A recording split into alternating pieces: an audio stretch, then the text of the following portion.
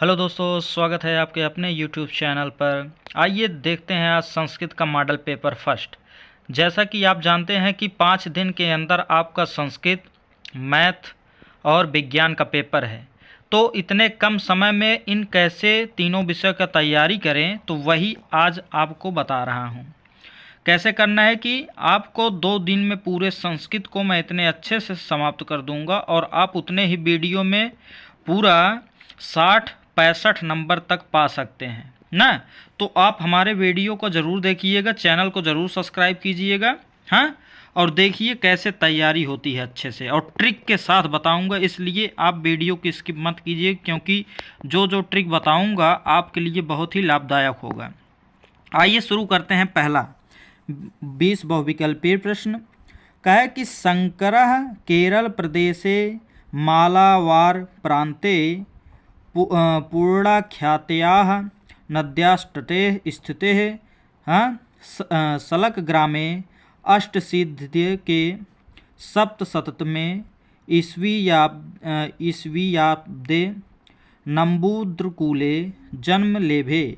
तस्य पितुः नाम शिवगुरुरासीत्, मातुश्च सुभद्रः, शैशवादेव शंकरः अवलोकप्राप्तिसम्पन्नम् आसीत्। अष्टवर्षदेशीयः सन्नपि परम मेधावी असौ वेदेन्दं प्रवीणयामाप। हाँ, तो हमें इसके शीर्षक को पढ़कर इसमें इसका आंसर देना है। कितने तक? केवल प्रश्न और एक और दो को।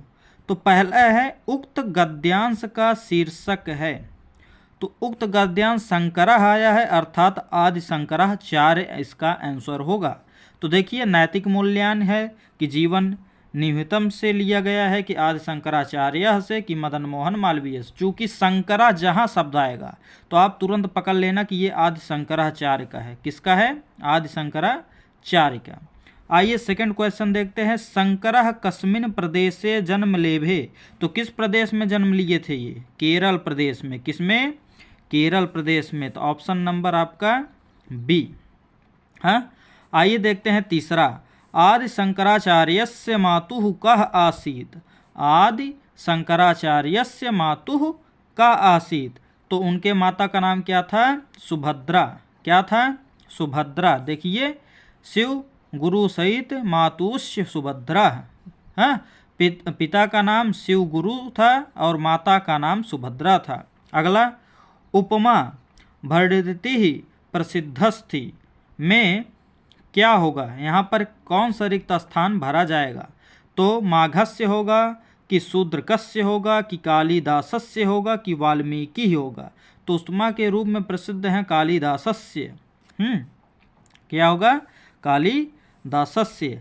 अगला क्वेश्चन, विद्यार्थी चर्या पाठ। विद्यार्थी चर्या पाठ खाली स्थान ग्रंथ से संकलित है, तो किस ग्रंथ से संकलित है विद्यार्थी चर्या पाठ ना? तो महाभारत से, कि मनुस्मृति से, कि याज्ञवल्क्य स्मृति से, कि रामायण से? तो आपका आंसर क्या होगा? मनुस्मृति से। कहाँ से? मनुस्मृति से। फिर द्रोणाचार्य कस्य गुरु आसीत्? द्रोणाचार्य किसके गुरु थे? तो बताइए, पांडवों के थे, कि कौरवों के थे, कि पांडवों और कौरवों दोनों के थे, कि चौथा कर्ण के थे? हाँ, तो आप जानते हैं कि पांडवों और कौरवों दोनों के गुरु कौन थे? द्रोणाचार्य जी थे।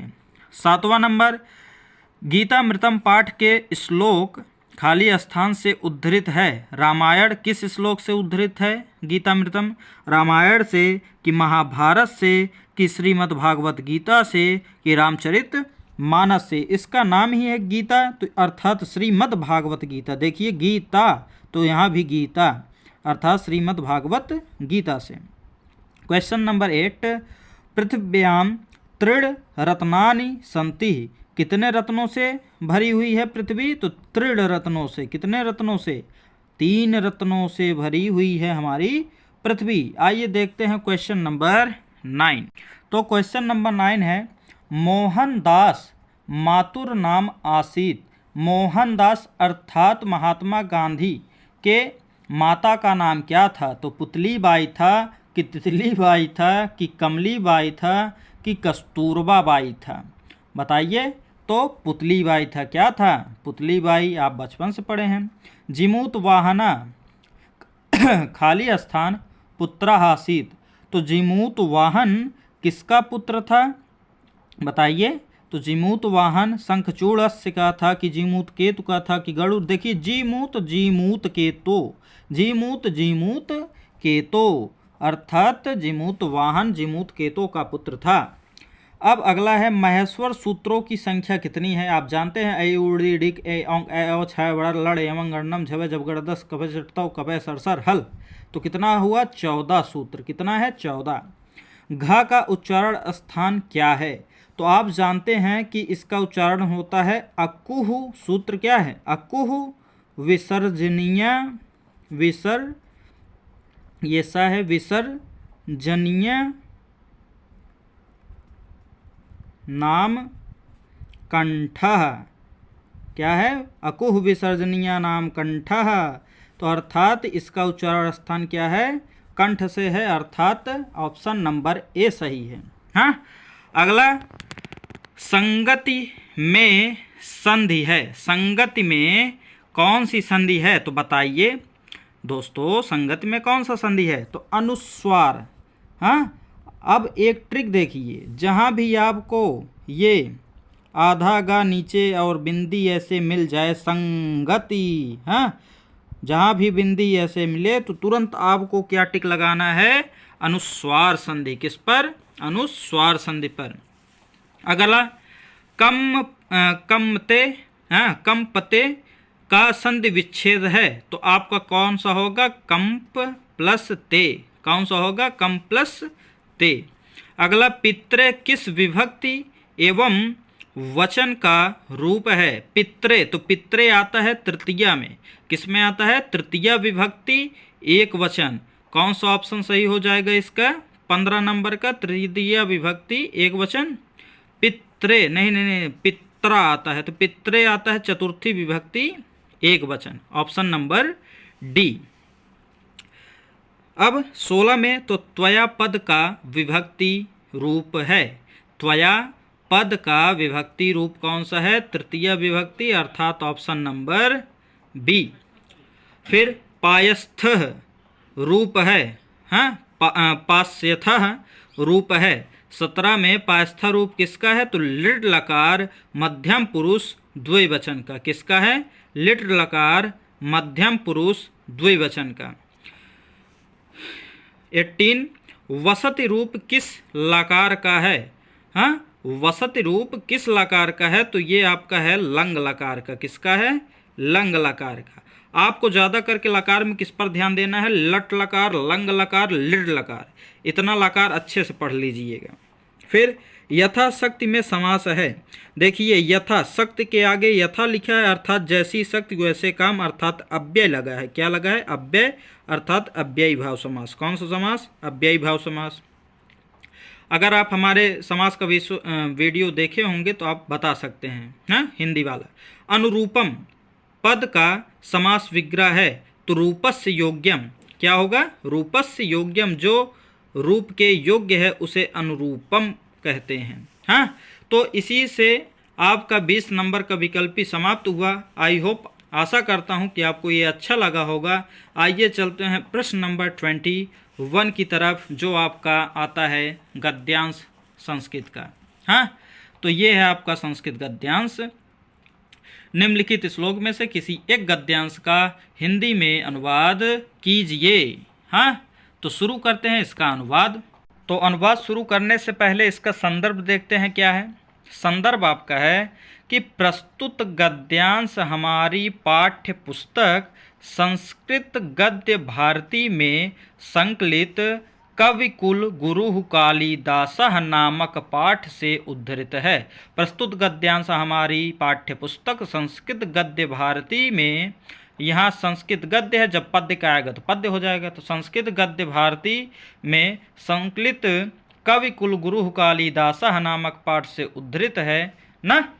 और इसका प्रसंग है क्या कि प्रस्तुत गद्यांश में कालिदास ने स्थित हाँ, कालिदास ने स्थित काल के विषय में प्रचलित विभिन्न मतों का वर्णन किया है। हाँ, किसकी स्थिति का? कालिदास के जन्म के विषय में, क्योंकि उनके विषय में अभी तक कोई कन्फर्म ही नहीं है कि इनका जन्म यहाँ हुआ, वहाँ कहाँ हुआ है ना, तो वही अब देखते हैं इसकी व्याख्या। देखिए क्या है, एकः जन श्रुति। हाँ, एकः जन श्रुति, एक लोकोक्ति अत्यंत। एकः जन श्रुति मतलब एक लोकोक्ति, एकः मतलब एक, एका मतलब एक, जन जन मतलब लोक, श्रुति मतलब सुक्ति। तो एक लोकोक्ति बोलिए चाहे सुक्ति बोलिए, तो एक लोकोक्ति अति प्रसिद्ध अस्ति, अत्यंत प्रसिद्ध है। यया कवि कालिदासस्य विक्रमादित्यस्य सभारत्नेषु मुख्यतमः इति ख्यापितः। हाँ, एक लोकोक्ति अत्यंत प्रसिद्ध है कि जिसके द्वारा कवि कालिदास विक्रमादित्य के सभा रत्नों में प्रमुख बताए गए हैं। हाँ, कालिदास विक्रमादित्य के सभा रत्नों में मुख्यतमः अर्थात प्रमुख इति ख्यापति बताए गए हैं। परंतु अत्र परा विडंबना, परंतु लेकिन अत्र यहाँ परा मतलब दूसरी ओर, विडंबना है। किस चीज़ की विडंबना है? समुपदे, हाँ, उत्पन्न की। परंतु दूसरी तरफ यहाँ एक उनके उत्पन्न के विषय में विडंबना है कि विक्रमादित्यस्यपि स्थितिकालः सुतरां स्पष्टो नास्ति। विक्रमादित्य के स्थित काल में उनका जन्म स्पष्ट रूप से पता नहीं चलता। किश्चित मन्यते, कुछ लोग मानते हैं, यत कि विक्रमादित्यस्योपधिकरणो द्वितीय चंद्रगुप्तस्य समकालीन आसीत कविरसो। हाँ, कि विक्रमादित्य के उपाधियों को धारण करते हुए न, हाँ, तो कुछ लोग मानते हैं कि यह कवि विक्रमादित्य का उपाधि धारण करने वाले चंद्रगुप्त द्वितीय के समकालीन हैं। हाँ, कुछ लोग मानते हैं कि ये कवि, कौन कवि? कालिदास, ये कवि विक्रमादित्य के उपाधि को धारण करने वाले चंद्रगुप्त द्वितीय के समकालीन है, अर्थात चंद्रगुप्त द्वितीय के समय के हैं। कालिदासस्य वाल्मीकाग्निमित्र नाटकस्य नायको अग्निमित्रः शुंगवंशीय आसीत। तो इसका क्या हुआ कि कालिदासस्य मालविकाग्निमित्रम, तो कालिदास का मालविकाग्निमित्रम नाटक नायक जो अग्नि है, अग्निमित्र है, वह शुंग वंश का है। तो इस प्रकार से यह व्याख्या हुआ समाप्त। और अगला चैप्टर आपका किससे लिया गया है? नैतिक मूल्य, अर्थात नैतिक मूल्यांश से। तो इसका संदर्भ क्या होगा कि प्रस्तुत गद्यांश। हाँ, प्रस्तुत गद्यांश हमारी संस्कृत गद्य पीयूषम के, हाँ, संस्कृत गद्य भारती के नैतिक मूल्यानि नामक पाठ से लिया गया है या उद्धृत है। तो अब चलते हैं अपने क्वेश्चन नंबर 2 की तरफ, और इसकी व्याख्या हम आपको अलग से देंगे, क्योंकि नहीं तो वीडियो काफ़ी लंबा हो जाएगा। इसकी वीडियो शॉर्टकट में बना कर देंगे। हाँ, अब दूसरा अर्थात प्रश्न नंबर 23 है। क्या है? अगर आपको अथवे वाले का देखना हो तो संदर्भ देख सकते हैं। प्रस्तुत गद्यांश हमारी पाठ्य पुस्तक संस्कृत गद्य भारती के नैतिक मूल्यानि नामक पाठ से उद्धृत है। प्रसंग क्या होगा इसका? प्रस्तुत गद्यांश में नीति के स्वरूप पर प्रकाश डालते हुए मानवता को ही जीवन का आधार बताया गया है। हाँ, अगला प्रश्न आपका है पाठ का सारा अंश। तो आइए हम देखते हैं पाठ का सारा अंश। तो रविन्द्रनाथ टैगोर का जीवन परिचय हम किसका देख रहे हैं? विश्व कवि रविंद्र का देख रहे हैं। तो यहाँ पर देखना है जीवन परिचय, और पाठ का सारा अंश हमें बताना है। क्या बताना है? पाठ का सारा अंश।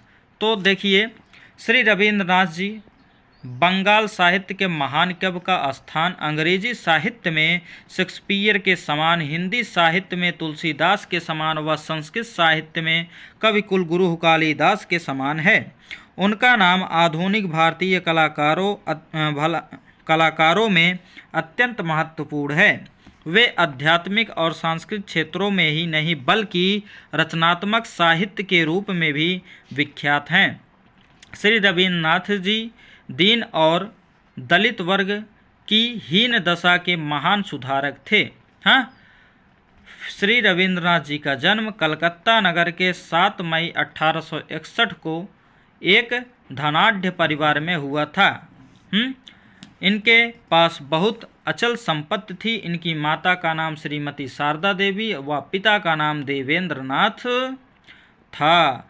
हाँ, इनका जीवन नौकर चाकरों व देख रेख में व्यतीत हुआ। खेल और स्वच्छंद विहार का समय न मिलने के कारण इनका मन उदास रहता था। शिक्षा के क्षेत्र में विश्व भारती का निर्माण इनकी अनुपम और अमर रचना है। इसमें प्राचीन भारत की आश्रम स्थिति से शिक्षा दी जाती है। आज विश्व भारती संस्था स्वतंत्र विश्वविद्यालय के समान कार्य करके शिक्षा के प्रचार प्रसार के रूप में अपनी कीर्ति को सर्वत्र बिखेर कर संसार को अवलोकित करने में लगी है। रविन्द्रनाथ जी की मृत्यु 7 अगस्त 1949 में हुई, परंतु उनका काव्य आज भी जन जन में लोकप्रिय है। दूसरा हेडिंग शिक्षा। तो शिक्षा में रविन्द्रनाथ की प्रारंभिक शिक्षा घर पे हुई। वे घर पर ही गणित, विज्ञान और संस्कृत पढ़ते थे। इसके बाद उन्होंने कलकत्ता के ओरिएंटल सेमिनार स्कूल और नॉर्मल स्कूल में प्रवेश लिया, लेकिन वहाँ के अध्यापकों और स्वेच्छाचरण और सहपाठियों की ही मनोवृत्तियों और अप्रिय स्वभाव को देखकर उनका मन नहीं लगा। सन 1873 ईस्वी में पिता देवेंद्रनाथ रविन्द्रनाथ जी को अपने साथ हिमालय पर ले गए। 17 वर्ष की आयु में रविन्द्रनाथ अपने भाई सत्येंद्रनाथ के साथ कानून की शिक्षा प्राप्त करने के लिए लंदन गए, परंतु वहां से बैरिस्टर की उपाधि न प्राप्त कर सके और 2 वर्ष बाद कलकत्ता लौट आए। इनकी रचना क्या है? इन्होंने शैशव संगीत, प्रभात संगीत, संध्या संगीत नाटकों में रुद्रचंड, वाल्मीकि, प्रभात विसर्जन, राजर्षि, चोखेर वाली, चित्रांगदा, कौड़ी, उकोमल, गीतांजलि आदि अनेक कृतियों की रचना की। संस्कृत क्षेत्र में योगदान। तो श्री रविन्द्रनाथ जी का योगदान केवल शिक्षा के ही क्षेत्र में नहीं अपितु संस्कृत के क्षेत्र में भी इन्होंने महत्वपूर्ण योगदान दिया है। संस्कृत क्षेत्र में इन्होंने भारतीय एवं पाश्चात्य शैलियों का समन्वय करके संगीत की नई शैली का आविष्कार किया। यह शैली रविन्द्र संगीत के नाम से प्रसिद्ध है। नोबेल पुरस्कार विजेता। श्री रविन्द्रनाथ जी का बांग्ला तथा अंग्रेजी भाषा पर समान अधिकार था, इसलिए दोनों ही भाषाओं में इन्होंने साहित्य की रचना की। बांग्ला भाषा में रचित विश्व प्रसिद्ध कृत गीतांजलि पर इन्हें साहित्य नोबेल पुरस्कार प्राप्त हुआ। और अगला हेडिंग है प्रकृति प्रेमी। श्री रविन्द्रनाथ जी को प्रकृति से अत्यधिक प्रेम था। इनके भवन के पीछे एक सुंदर सरोवर था। उसके दक्षिण किनारे पर नारियल के पेड़ थे और पूर्वी तट पर एक बड़ा वट का पेड़ था। स्वाभाविक, अब उतना ही लिखकर छोड़ दीजिए क्योंकि इतना बड़ा नहीं लिखना है। फिर स्वाभाविक प्रतिभा के धनी। रविन्द्रनाथ जी ने साहित्य रचना की स्वाभाविक प्रतिभा थी। उनके परिवार में घर पर प्रतिदिन गोष्ठीय चित्रकला की प्रदर्शनी, नाटक, अभिनय और देश सेवा के कार्य होते रहते थे। उन्होंने अनेक कथाएं और निबंध लिखकर उनको भारतीय साधना, तत्वबोधिनी आदि पारिवारिक पत्रिकाओं में प्रकाशित कराया। अगला, महात्मा गांधी के प्रेरणा स्रोत। रविन्द्रनाथ महात्मा गांधी के प्रेरणा स्रोत थे। अंग्रेजों की हिंदू जाति के विभाजन की नीति के विरुद्ध गांधी जी जेल में आमरण अनशन करना चाहते थे, उन्होंने इसके लिए रविंद्र जी से ही अनुमति मांगी और उनका समर्थन प्राप्त करके आमरण अनशन किया। तो इस तरह से ये पाठ का सारा अंश हुआ समाप्त। फिर देखते हैं अगला क्वेश्चन। क्वेश्चन नंबर 23 आपका है क्या, सर्वम, हाँ, कहा है कि एक की हिंदी में व्याख्या कीजिए। तो एक की व्याख्या करना है तो जो आता है वो करिए ना। तो हम दूसरा ले रहे हैं कि सर्व परवशम दुखम सर्वमात्मवशम सुखम, हाँ, एतद्विघात समासेन लक्षणम सुख दुख खयो। हाँ, देखते हैं। तो अब इसका संदर्भ क्या है देखते हैं, किस चैप्टर से लिए गए हैं ना। आपको ऐसे ही लिखना है जैसे हम दिखा रहे हैं। हाँ, प्रस्तुत पद्यांश हमारी पाठ्य पुस्तक संस्कृत पद्य प्यूसम में संकलित विद्यार्थी चर्या, कहाँ से लिया गया है ये, विद्यार्थी चर्या नामक पाठ से लिया गया है। संकेत में क्या लिखना है, सर्वम पर वसम, फिर डैश डैश डैश, अंतिम वाला लाइन सुख दुखयोः। हाँ, अब इसका देखते हैं क्या अर्थ। आइए देखते हैं अर्थ इसका क्या है। अर्थ में कि सर्वम परवशम दुखम। हाँ, तो मन के अनुसार, इसमें कौन बता रहा था, ये मन के अनुसार ये परवशम मतलब पराधीनता, अर्थात दूसरों के ऊपर आश्रित रहना। तो पराधीनता ही सबसे बड़ा दुख है। सर्वम मतलब सबसे, और परम वशम मतलब क्या, पराधीनता। तो दूसरों के ऊपर आश्रित रहना ही सबसे बड़ा दुख है। फिर सर्वामात्मवशम सुखम, और खुद के ऊपर अर्थात स्वाधीनता होकर रहना ही सबसे बड़ा सुख है। अर्थात अपने ऊपर अपना खर्चा अपने ही देखना ही वही सबसे बड़ा सुख है, अर्थात स्वाधीनता ही सबसे बड़ी सुख होती है। हाँ, एतद्विघात समासेन लक्षणम सुख दुख खयोः। हाँ, और अपने अधीन रहना सबसे बड़ा सुख है। विद्या के संक्षेप में यही सुख और दुख के लक्षण हैं। हाँ, एताद्विघात समासेन लक्षणम सुख दुखा खयोः। विद्या के संक्षेप में, किसके संक्षेप में, विद्या के संक्षेप में यही सुख और दुख का लक्षण है। हाँ, तो दूसरों के अधीन रहना सबसे बड़ा दुख है, और स्वाधीन रहना सबसे बड़ा सुख है। विद्या के संक्षेप में यही सुख और दुख का लक्षण है। आया समझ में। आइए देखते हैं क्वेश्चन नंबर 24। तो क्वेश्चन नंबर 24 में आपको कहा है नु तू, हाँ, या विद्या ना यार्ड म्यूस, ये और क्या है, सतम वसीड़ी जीवती। अगला नु तू वृक्षम भवंतम वा। तो हमने तीसरा लिया है, तो आइए तीसरा देखते हैं। हाँ, आपको और भी बता देंगे। आइए देखते हैं तीसरा। तो तीसरा आपका है क्या, प्रश्न नंबर 23। हाँ, कि संदर्भ क्या है, प्रस्तुत सूक्ति हमारी, सूक्ति करना है, प्रस्तुत सूक्ति हमारी पाठ्य पुस्तक संस्कृत पद्य प्यूसम में संकलित लक्ष्य वेद परीक्षा नामक पाठ से उद्धृत है। किससे उद्धृत है, लक्ष्य वेद परीक्षा नामक पाठ से उद्धृत है। हाँ, आइए देखते हैं इसका प्रसंग। तो इसका प्रसंग हम बता रहे हैं और आप सुनिए, या कॉपी लेकर बैठे हों तो आप उसे नोट कर लीजिएगा। प्रसंग क्या है कि लक्ष्य वेद परीक्षा के समय तैयार खड़े अर्जुन ने, हाँ, अर्थात जब अर्जुन निशाना लगा रहे थे उस चिड़िए के ऊपर, तो उस समय की बात है। तो लक्ष्य वेद परीक्षा में, हाँ, परीक्षा के समय तैयार खड़े अर्जुन ने जब गुरु द्रोणाचार्य ने पूछा कि तुम क्या देख रहे हो, तो तब अर्जुन ने जो उत्तर दिया वही इस सूक्त के माध्यम से यहाँ प्रस्तुत किया गया है।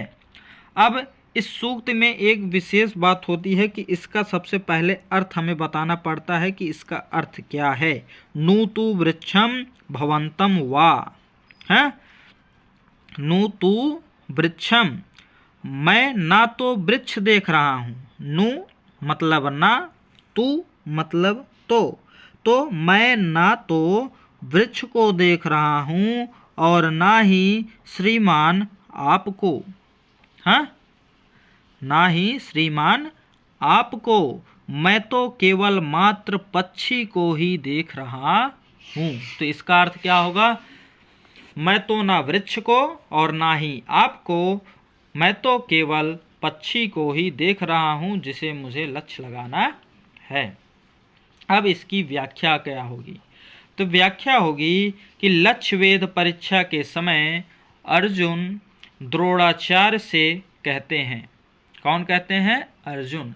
लक्ष्य वेद जब परीक्षा हो रहा था, जब द्रोणाचार्य गुरुजी अर्जुन की परीक्षा ले रहे थे, तब समय की बात है कि क्या, कि लक्ष्य वेद परीक्षा के समय अर्जुन द्रोणाचार्य से कहते हैं कि हे गुरुदेव, मैं ना तो वृक्ष को देख रहा हूँ और ना ही आपको देख रहा हूँ, मैं तो केवल मात्र पक्षी को ही देख रहा हूँ।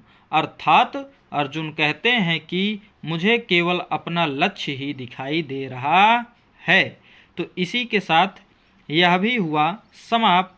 और देखते हैं दूसरे का भी देख लेते हैं, आप लोगों की ज़रूरत है तो, हाँ, कावाला चलिए देखते हैं आपका कावाला क्या था, विद्या ना याच्यप योचित भक्ति कारिणी, हाँ। तो इसका संदर्भ अर्थात किस चैप्टर से लिया गया है, तो वो मैं बता दे रहा हूँ, इसका संदर्भ क्या होगा। तो संदर्भ होगा प्रस्तुत सूक्ति हमारी पाठ्यपुस्तक संस्कृत पद्य पीयूषम में संकलित सूक्ति सुधा नामक पाठ से उद्धृत है। किस पाठ से उद्धृत है ये, सूक्ति सुधा नामक पाठ से उद्धृत है। और देखिए 2023, 19 और 13 में आया भी हुआ है। प्रसंग इसका क्या होगा, प्रस्तुत सूक्त में विद्या की सार्थकता पर प्रकाश डाला गया है। अर्थ इसका क्या होगा, विद्या ना या, हाँ, जो विद्या भगवान विष्णु की भक्ति में, जो विद्या भगवान विष्णु की भक्ति में प्रवृत्त करने वाली नहीं है, वह विद्या नहीं है। अर्थ देखते हैं, अर्थात व्याख्या, विद्या वही है जो मानव मन में भगवान विष्णु के प्रति भक्ति उत्पन्न करती है। जो विद्या व्यक्ति को भक्ति से अलग करती है, वह किसी भी तरह से विद्या कहलाने की अधिकारिणी नहीं है। विद्या वही है जो व्यक्ति को जन्म मरण के बंधन से मुक्त करे। विद्या ही मानव मन से अज्ञान रूपी अंधकार को मिटाकर ज्ञान का प्रकाश करती है तथा उसे मोक्ष का मार्ग दिखाती है। यह सब भगवान विष्णु की भक्ति से ही हो सकता है। तो इस प्रकार से आपका ये भी समाप्त हुआ। देखते हैं आगे क्वेश्चन नंबर 25। इसमें क्या करना है कि एक श्लोक और 2 श्लोक दिया रहेगा, जिसमें से एक श्लोक को आपको संस्कृतार्थ लिखना होगा, अर्थात संस्कृत को संस्कृत में ही लिखना होगा, बस उसे थोड़ा सरल बनाकर अपने मन से थोड़ा उसमें जोड़कर लिखना पड़ता है। तो आइए देखते हैं इसका हम संस्कृत अर्थ ना, आपका यही है, देखिए ये आपका है संस्कृतार्थ, ये आपकी है आगे किताब, और इसे मैंने अच्छे से लिखा है। हाँ, मैंने लिया है ख नंबर वाला प्रश्न, प्रश्नोत्तर नंबर 25 का ख। ये 25 है, हमने गलती से 23 डाल दिया है, 24 डाल दिया है, तो आप इसके लिए क्षमा कीजिएगा। देखते हैं अब क्या है। आपका श्लोक है कि अभिवादनशीलस्य नित्यं नित्यं वृद्धोपसेविना चत्वारि तस्य वर्धन्ते आयुर्विद्या यशोबलम्। अगर आप अपने वृद्धों की सेवा करते हैं तो आपका रोज प्रतिदिन 4 चीज़ें बढ़ता है। क्या? आयुर्विद्या, कीर्ति, यश और बल। तो ये 4 चीज़ें बढ़ती हैं, तो इसी को हमें अपने शब्दों में संस्कृतार्थ करना है, अच्छे से लिखना है। तो ये आपको पहले लाइन में हमेशा लिखना है। अस्मिन् श्लोके कविः, अस्मिन् श्लोके कवि कथयति, क्या कहता है इस श्लोक में कवि कि अभिवादनशीलतया वृद्धसेवायाः च वर्णं कुर्वन्, क्या अभिवादनशीलतया वृद्धसेवायाः, अभिवादनशीलता करते हुए वृद्धों की सेवा, च और वर्णनम कुर्वन् कथयति, कहता है क्या कि यत यस्य स्वभावः स्वपूज्यानाम् अभिवादनम कुर्वन् अस्ति, यह सर्वदा वृद्धानां सेवानां करोति, तेषाम् आशीर्वादनेन तस्य जनस्य आयुः विद्याकीर्तिः शक्ति च एतानि चत्वारि वस्तूनि वर्धन्ते, 4 चीज़ें बढ़ती हैं। तो इसको देखिए, लिखने की एक ट्रिक है। क्या ट्रिक ये है कि ये संस्कृत है, तो संस्कृत में ये सेंटेंस नहीं देखती कि ये उल्टा लिखे हैं कि सीधा लिखे हैं, कहाँ से लिखे हैं, कैसे लिखे हैं, क्यों लिखे हैं। आपको क्या करना है कि अपने मन से आधा बनाना है। क्या कि अभिवादनशीलतया नित्यं वृद्धो सेविनः चत्वारं वस्तूनि वर्धयन्ति, चतुर्वस्तूनि वर्धयन्ति, तस्य वर्धन्ते आयुर्विद्या यशो बलम। बस ऐसे ही लिख देना है, या इससे पहले लिख दी आयुर्विद्या तस्य वर्धन्ते यशो बलम नित्यं वृद्धोपसे विना अभिवादनशीलस्य चत्वारि। तो क्योंकि इसमें शब्द क्रिया वश ये सब नहीं देखा जाता, तो आप इसे चाहे जैसे लिख सकते हैं। अब अगला जो संस्कृत मतलब इसके ग्रामर पोर्शन का वीडियो होगा, अगले में ले आएंगे, नहीं तो वीडियो बहुत लंबा हो जाएगा और आप लोग देखते भी नहीं हैं ना। तो इसलिए अगले वीडियो में ले आएंगे ट्रिक के साथ पूरे व्याकरण को। Thank you.